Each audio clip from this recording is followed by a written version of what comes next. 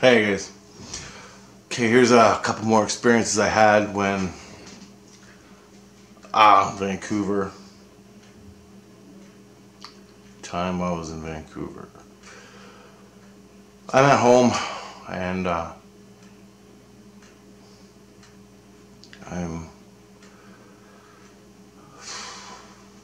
it's late at night, 11.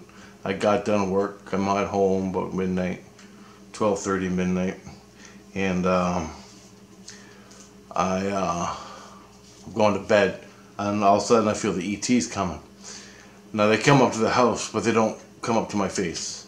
So they're like outside the house, above the house, but they don't come up to my face when wake me up out of my sleep, stuff like that, like they did when I was in Chatham and Windsor growing up when I was a kid. Now it's just they're above the house and I know it. So that's where they are.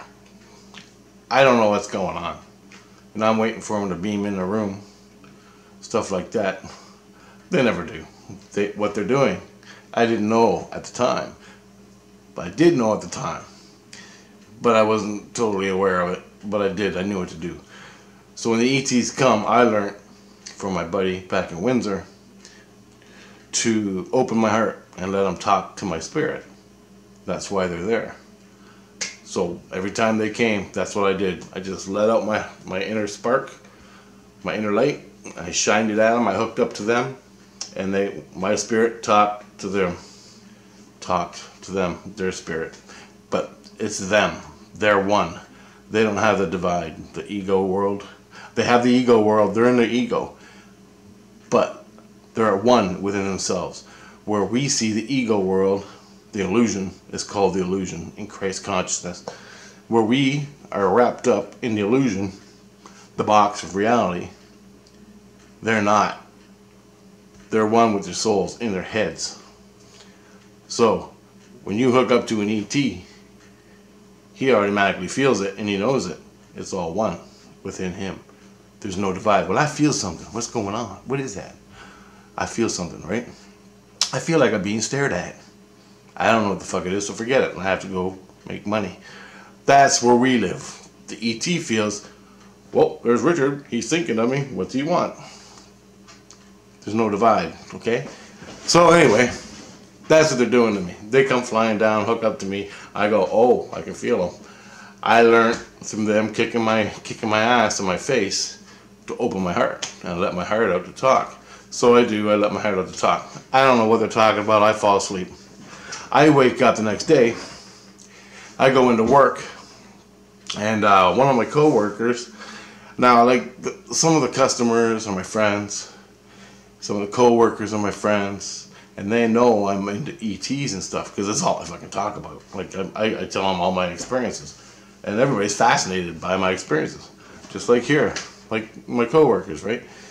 And so we sit around, we talk about this, you know, not every fucking day, but you know, when whatever. So anyway, I come into work, I'm sitting there, and this girl walks up to me. I can't remember who she is or what, but she comes up and she goes, Rich. She goes, I go, what? And I ain't told no one what happened last night. She goes, I was going to bed, and she goes, I woke up, I could feel something staring at me, and I looked out the window, and I saw a UFO flying above the church. And out her window, there's a church. You can see the steeples of the church, and there was a UFO flying over top of it. And she says it wasn't lit up. It was like dark. It was like lighter, like the city lights were reflecting off the bottom of it, and it was just hovering over top of the church, and then it fucking moved away or something. I can't remember. So, and I'm like, wow. And then I told her my story, and that was confirmation to me that they came, which helps me out.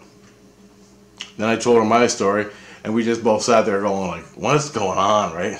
And it's like, people who have these experiences, they're automatically attracted to each other. It's just like, as soon as you hear someone talk about a subject, the interest goes, and so this girl knew I was into UFOs. I didn't know her. I don't know her. She was a hottie, and I didn't know her. Like, hotties don't hang out with me. And so, but she came up to me and said, well, I know you're into UFOs and all this. She was a coworker, and she goes, this is what happened to me last night. And she goes, she was fucking scared. Like, when she looked out the window and saw that UFO above the church, it freaked, like, she was scared. Like, it freaked her out because the feeling of the ET staring at her woke her up and made her look out the window where she saw the craft. And I go, you know what that means, don't you? She goes, no, I'm fucking terrified. And she goes, you were supposed to see it. They're waking you up inside your soul. Your soul, your soul is waking you up to them and them to you. So you access your soul. And she's like, and then I got into the whole thing like I do here. Basically, that's what I told her. And that was the experience we had one night. Now, she lived out by the island called Granville Island, somewhere out there, I think, in that area. And I live way on the other side of town. So, like, fucking 20 miles away, if not more. And so, she had her experience the exact same time I had my experience. Not the exact, I don't know. But when she was going to bed, we determined it at the same time I was going to bed because we both got off work. And the same time. So we had the same routine. But that was the only experience I ever shared with her. The only time I ever really talked to her. She never talked to me much after that. But there you go. That's one little experience I had in Vancouver. Wasn't great, but it's more confirmation. And this is what happens. These are the little things that happen to you. And you just like, wow, wow, wow. Don't throw them away. When these things happen, man, they're confirmations. You accept it and understand what's going on.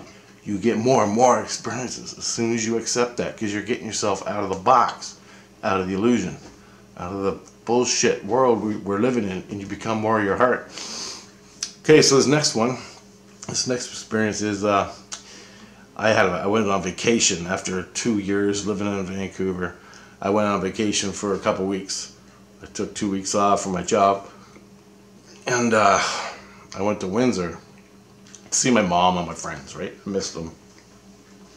So I get into Windsor, and I set up this girl wants to hang out.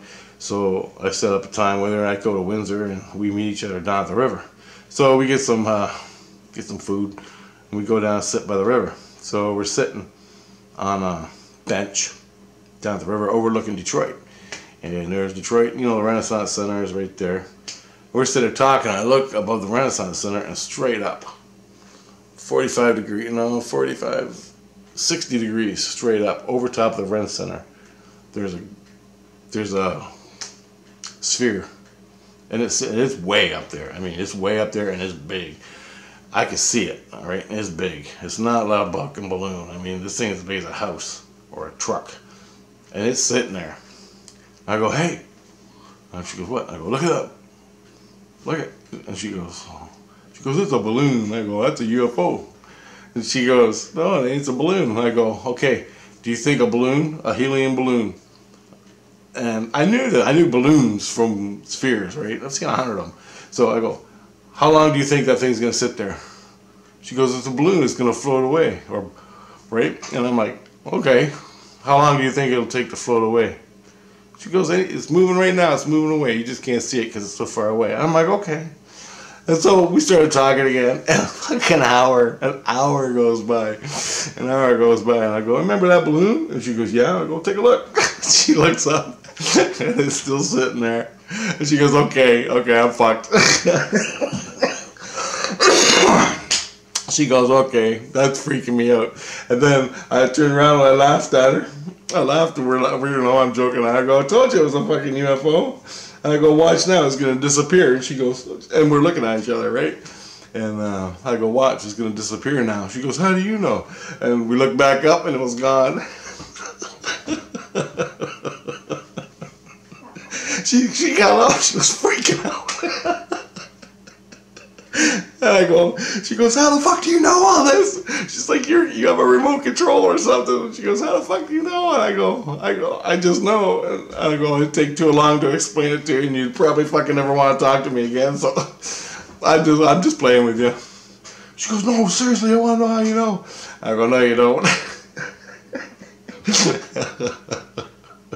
But anyway, that was funny. Freaked her the fuck right out. And all it was I knew what was gonna happen because it always happens. In the moment, I know the fucking aliens are staring at me. They weren't in that craft above the Detroit for an hour sitting there. They were behind me somewhere else, and I could feel them somewhere else in another craft, the personnel craft, staring at me. Broad daylight. I could feel them staring at me, but I ain't telling no girl I might get laid about the UFOs, the invisible UFOs that are following me around, right? I ain't telling her none of that. Well, all of a sudden this thing appears above, and I know it's a probe. They put it there, and the ETs are out.